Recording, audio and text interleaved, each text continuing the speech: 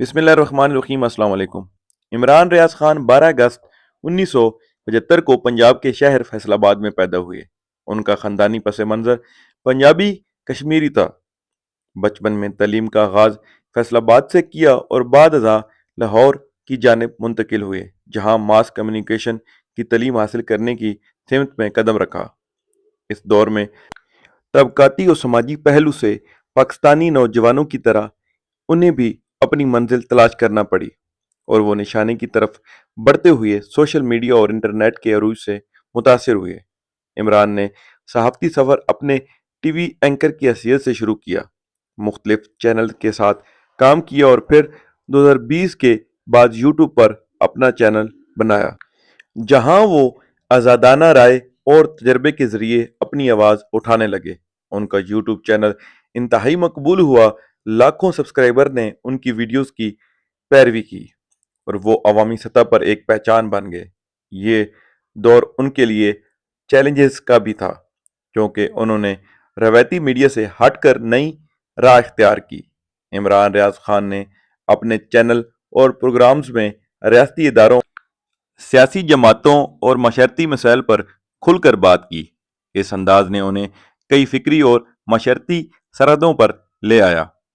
اس کے ساتھ ساتھ انہیں رپورٹس کے مطابق اپنے موقف کی وجہ سے قانونی اور انتظامی دباؤ کا سامنا کرنا پڑا۔ مثال کے طور پر مئی 2022 میں انہیں سیالکوٹ ایئرپورٹ پر حراست میں لیا گیا تھا، جس کے بعد ان کی گمشدگی کی خبریں آئیں۔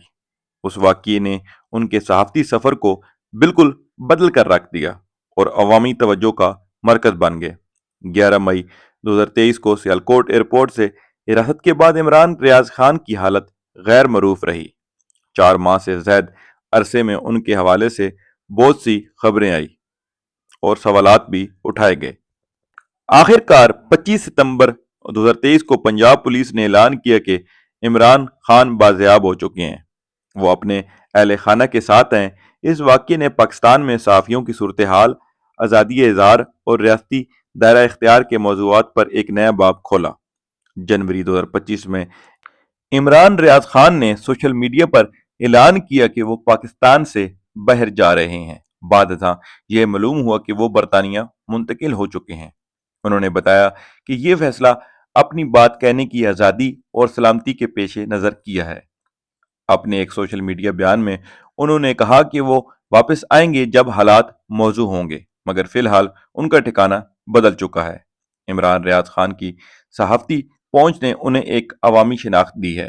ان کی گمشدگی اور بعد کی بازیابی نے میڈیا کی آزادی اور قانونی حدود کے سوال اٹھائے۔ بیرون ملک ان کا قیام اور وہاں سے پیغامات اور تجزیے جاری رکھنے کا عمل بھی نمایاں ہے۔